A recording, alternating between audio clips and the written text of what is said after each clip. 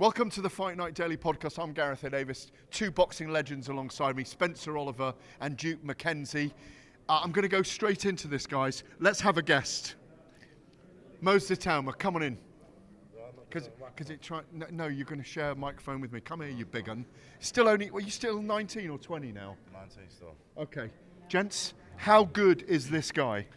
Well, I believe you're the next guy to take the baton. You know, you're talking about your Anthony Joshua's, your Tyson Furies, all those guys, Dillian Whites. I think you're the next star of British heavyweight boxing, for sure. Marius Wack, by the way, is a decent opponent. Very, very experienced. Old enough to be your granddad, though. Yeah, but he's been around a long time, and if given the opportunity, he will take it. I mean, 100%. He made it very difficult for Fraser Clark, didn't he? Fraser was in there. Yes, he laboured a little bit, but Marius played his part in making it very difficult.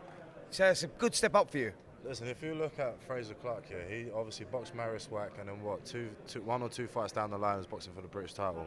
And the problem that I seem to be having with my team is they don't think that my gas tank will go to the 10th round. So this fight, basically, when Marius Wack came up, I was like, this is perfect to showcase not only your skills, but if you can go to the 10th round, then I believe I've got no problem with that.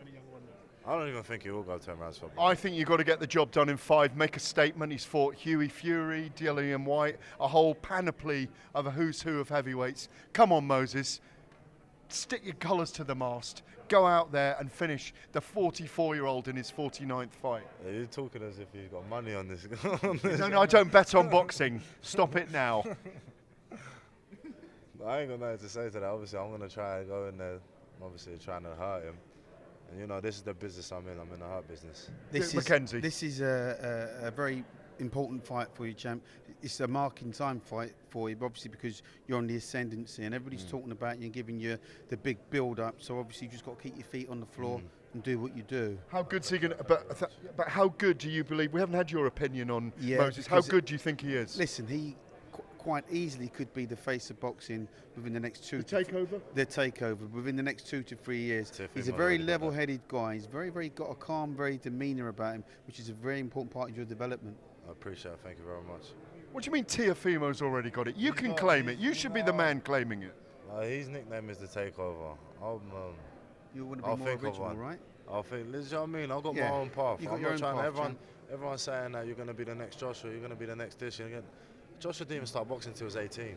I'm You're 19. an I'm already intelligent on. young man. I like the way you talk because you appreciate speak it. with a very calm, very nice personality, nice, calm Thank you very demeanour. much. You got it switched on. No, thank you. But listen, I'm on my own journey, and maybe when my career is going to be said and done, they're going to be talking about the next Moses Itauma.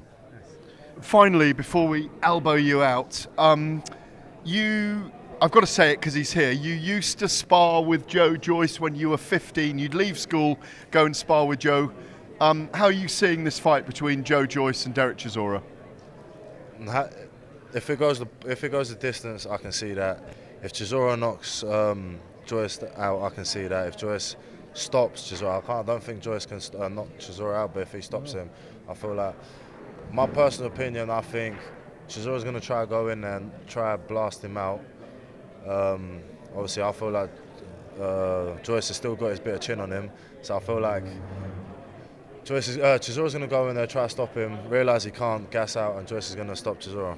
That's what I feel like, honestly. Thanks, brilliant. Moses. Great to see you. Elbow you out. We'll get the next guest now. Thanks for stopping by. Moses, best of luck, mate. Cheers, bud. Thank you.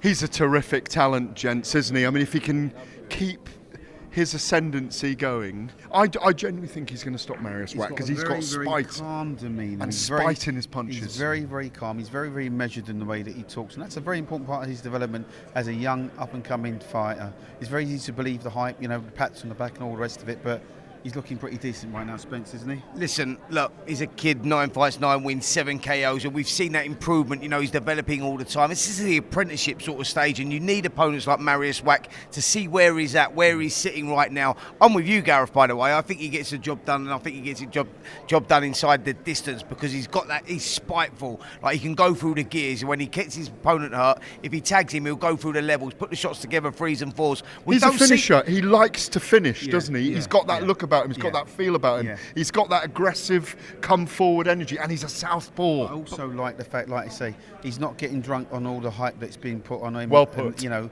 Yeah. the hype that surrounds him. He's just Yeah. keeping his feet on the ground. It's a very important part of his development. He's going to do well.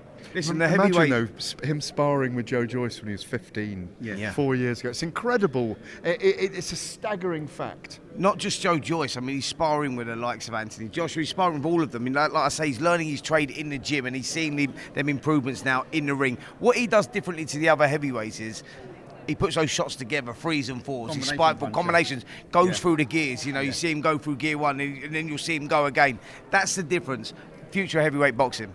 Well, again, you know, you don't really see that in heavyweights when the heavyweights start putting combinations together. So let's see what the future holds for this kid. See, that's what I like about Duke McKenzie. He gets instructions from the directors and he's flirting with the camera already. That's what I want to see. Right, let's talk about some of the other fights on the cards. We're going to have a few guests coming along and joining us through the podcast. A bit of grimacing and gurning over there from our directors at the moment. Go and find them, please, guys. Much as I want to hear from you two. Raven Chapman, Yeah. undefeated.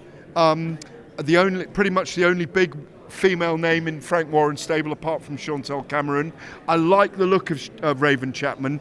I like the fact that she's pushing for a world title. Yeah, WBC featherweight title, international featherweight title on the line. She wants Sky Nicholson next. Sky Nicholson's a WBC featherweight champ. That's a great fight, by the way. Raven Chapman is very, very tough. Love the name, by the way. The Omen. The Omen. Yeah.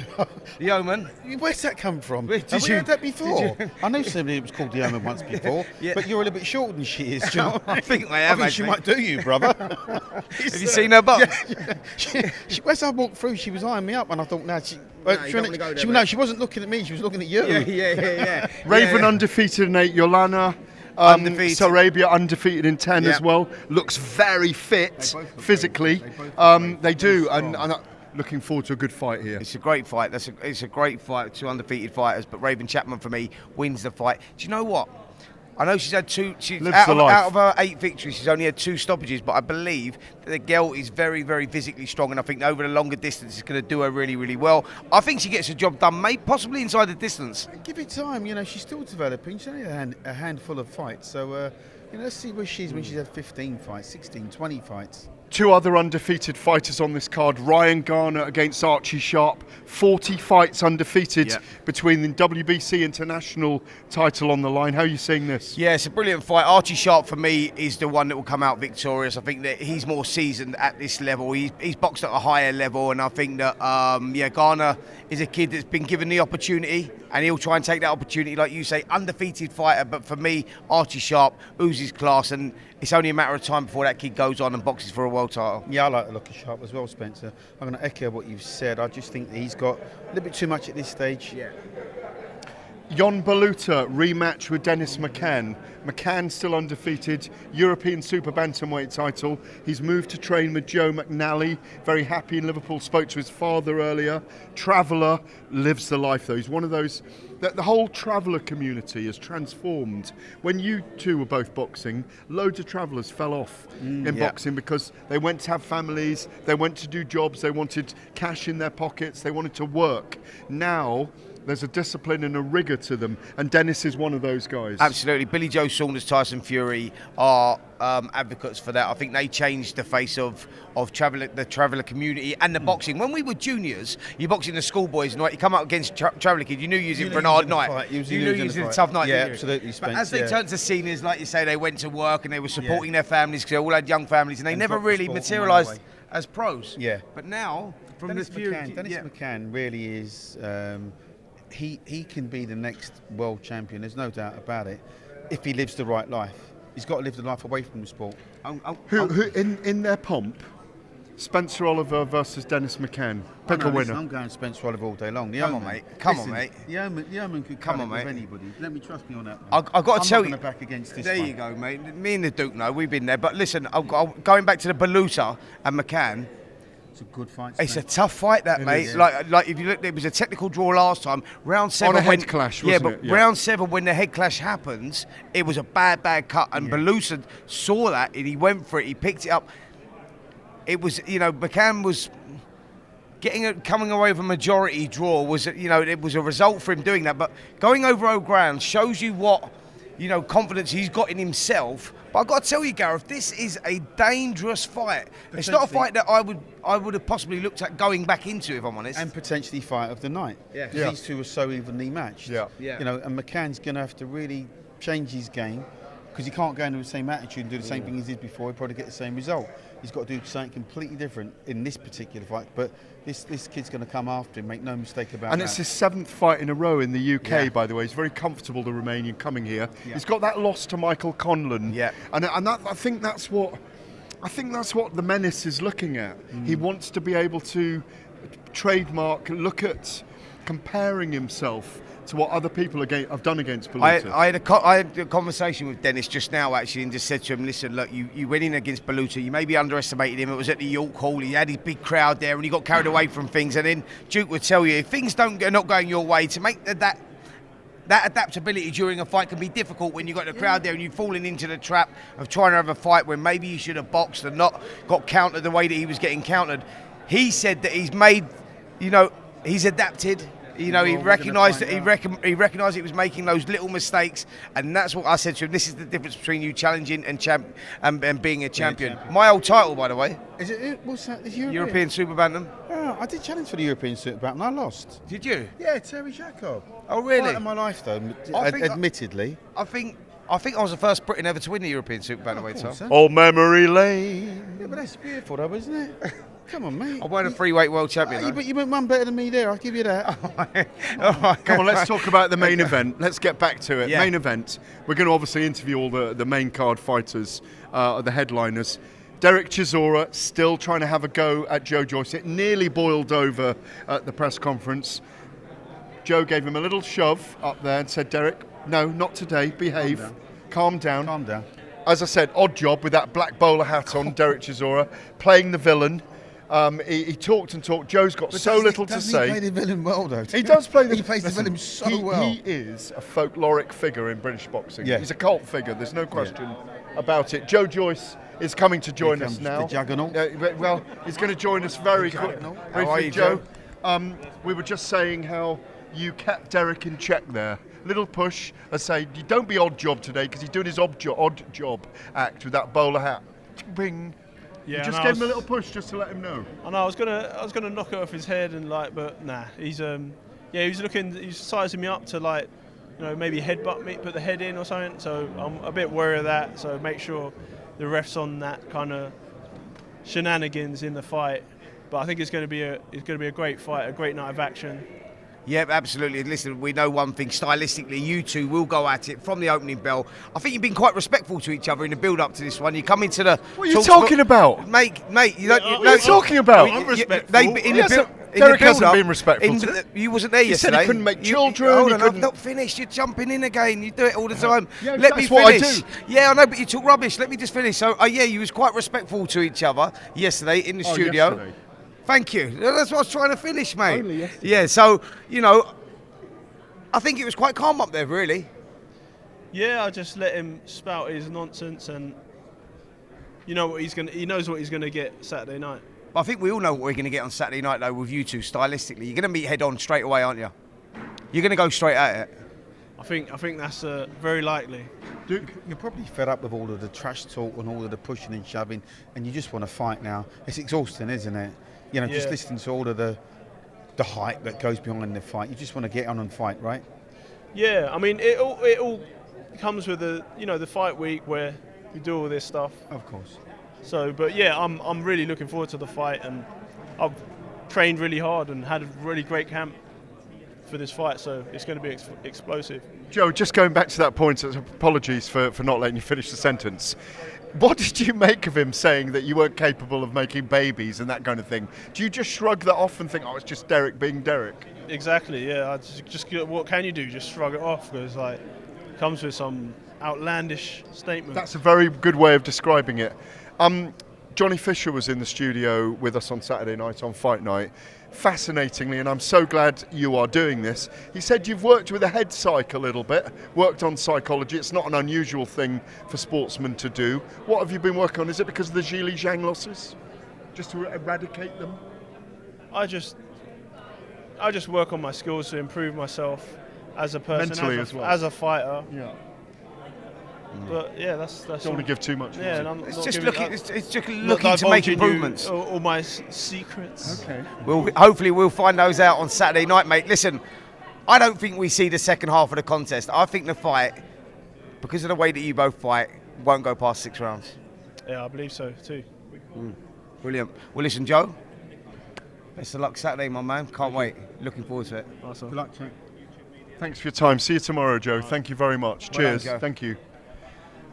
Spencer Oliver being his usual obstreperous self there, not allowing me to finish my sentence as well. No, I take your point that they have been.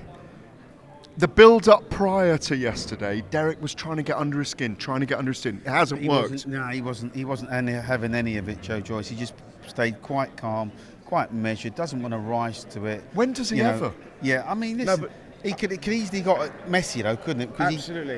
Chisora does get under your skin, and he does push, and he doesn't know. He doesn't have a filter. What I liked there was him saying, "No, I just was aware of Derek's head." The Here he point comes. I was here he is, making. odd job himself. Here he comes, the Bond villain, blue glasses. Did he? Where's my microphone? Yeah, Why no, is he- you're sharing with me today. one No, second, don't be pushing one- me out of the one- way. one second. Right, we'll have to Why remove is you it from two here. black brothers don't have microphones? Oh, here we go. Here we go. Give me that bowler hat. Because we can't let you take over. Because you'll take over. Why is my man on microphone? Where's your microphone? I ain't got one, Go on, brother. Oh my You goodness. Oh, they're going to give me this one now. All right, okay. Yeah, See, take it over. no, you know, Thanks, mate. Well, listen, this is not. jingle bell, jingle bell, jingle all the way. This isn't the time to be talking about retirement or anything like that because you've got your mind focused on Saturday night, right? What have you done differently for this fight that you haven't done for your last fight, say, or the fight before that, or the one before that? What's different about this fight? Because everybody's saying one thing and another. Everybody's saying to you, maybe this is the time to call it a day, or maybe you should look at yourself on one thing and another. What have you done differently for this fight that you haven't done for your last few fights? What's going to be different in this fight? I think what's going to be different in this fight is happiness.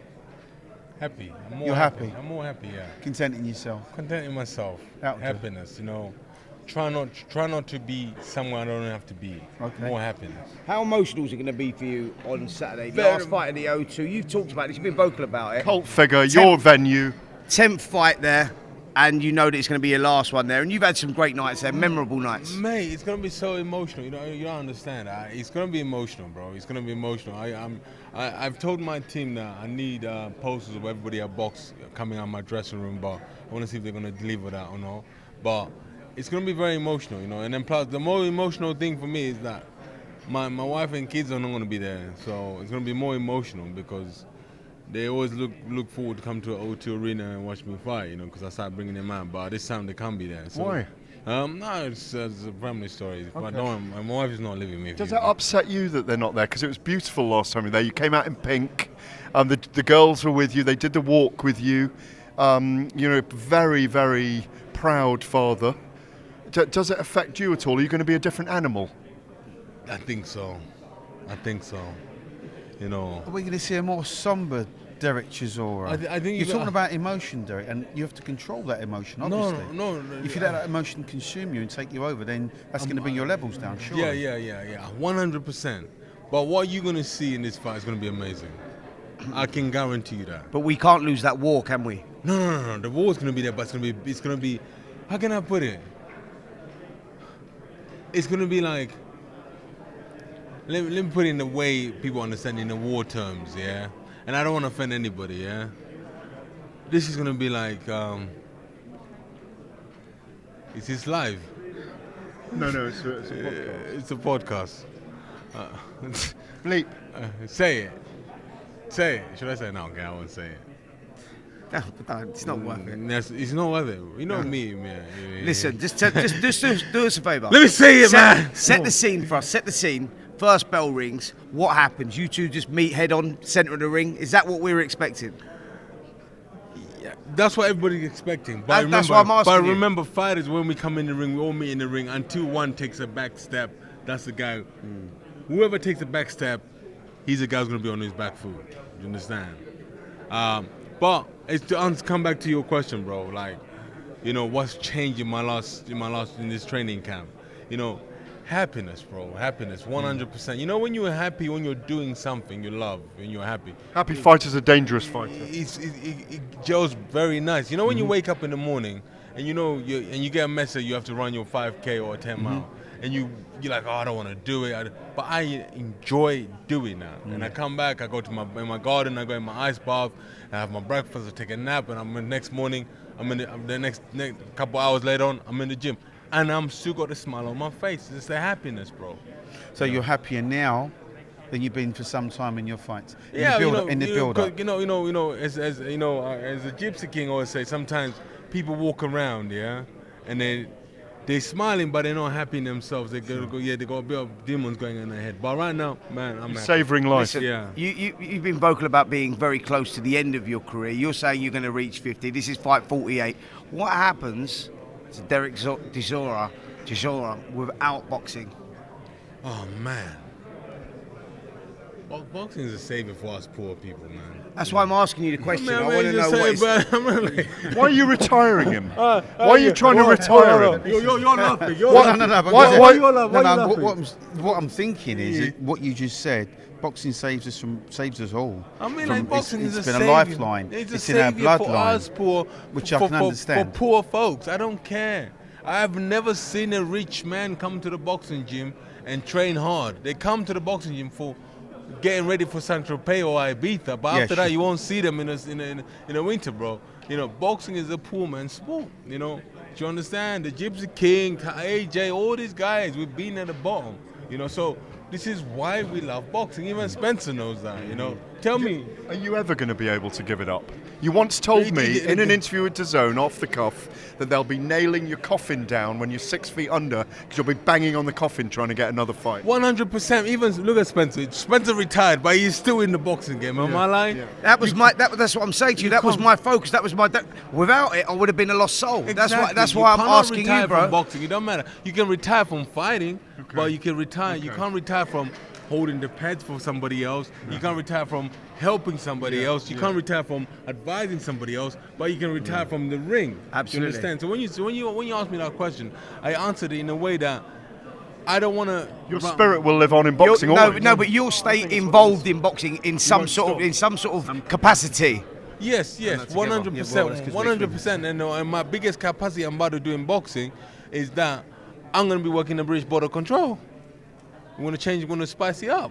You're going to be working for the British Boxing Border Control. Yes, sir. What are you going to do? Fantastic. Yes, sir. What are we going to see you doing? Is that your involvement? That's my involvement in boxing. Yeah, I phoned Robert Smith. I told Mick, I'm like, listen, you better get an office ready for me. And they're like, I'm like, no. You get an office ready for me. I want to be working there so I can advise. What do you want to change in boxing then, Derek? No, but you know what? What do I want to change in boxing? Do you know? I tell you what I want to change in boxing, which kills me very hard. Yeah, what I want to change. Yeah, I want the promoters. Yeah, let's say there's a big fight at O2 Arena. I want them to have at least 10 or 15 tickets for ex-boxers. Do you understand? Nice. I want them to give them ex-boxer say, you know what? We're hosting a fight at Wembley. We'd like you and your wife to come. Can you imagine? Because right now, can you imagine all the greatest? They don't come because they scared of rejection. You feel like they've got a duty of care to the ex-fighters because the ex-fighters are like they're on a conveyor belt, and once they're gone and forgotten. I mean, like, what would Eddie Hearn be without the ex-fighters or Frank Warren? All these promoters, do you understand? So imagine now you got a show going on. You invite ex-fighters, Danny William, Michael Sprott. They come down with their wives and say, Julius France. People see them because people still love them. Do you understand? Sure. So that's one thing I want to change. Like promoters, you have to at least give 4, 5, 6 tickets away. Do you understand? To the ex-fighters. Don't you think that's a great idea? I think it's a fantastic idea. It's very caring and it's boxing in the community. It goes with the Boxwise Foundation that Frank Warren and his crew are putting £1 million £1 million into the sport. Let's go back to the fight on Saturday night. Joe Joyce told us he was very wary of you up there on stage. You got the odd job hat on. He said, I wonder if Derek was going to put his head in on me. So I just gave him a little push to keep him away. Are you feeling the violence yet? No. The beast is tamed. Yeah, The beast What are you is saying, tamed. Duke? sorry. Sorry. Yeah, but you're saying, on one hand, you're saying that you've got to approach this fight completely differently because you've got peace in your life. So we're expecting a different Derek Chisora. No, the beast is tamed, But the bro. beast is tamed. So It's the, tamed. the Ready beast to is go. waiting to be unleashed. The beast is tamed, yeah. The Okay, beast is tamed. okay.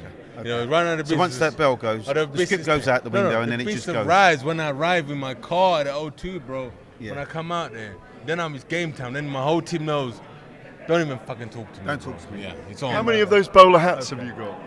I bought this on the second-hand market. That would Lovely. fit me, by the way. Beautiful That hat. would fit me. Beautiful I hat. bought this. Oh, Told you, look at that. A You sunrise really size. do. You really do. And look at that. Duke, that would suit you, that, You mate. reckon? Let's have a look at that. think so? Let's have a look. Oh, look at that. Check it. Yeah. Well, listen, Derek. One thing we know, mate, is chaos creates opportunity, and you're going to bring that chaos, aren't you, on Saturday night? Chaos, violence, anything, bro. Brilliant, Del. Listen. Don't sit down. If you're driving a taxi, just pull over and listen to talkSPORT. It's gonna be unbelievable. There you go. We're on 7 p.m. on talkSPORT 2. Well done, bro. We go to the big channel talkSPORT 1 at Where do I 10. get my money? Myself, Where do I get my money? in a minute. And myself, hang on a minute, let me just get the I just money out. gave when- shit- I just gave a Myself, shout out to Duke talkSPORT. Where's McKenzie, my Spencer money? Oliver, John Rawling, and join us. And this big fella, Derek Chisora, facing Joe Joyce as the main event at the O2 Arena. But we're back here tomorrow. Don't miss Saturday night's coverage. Don't miss us tomorrow at the weigh-in. Thank you, Derek.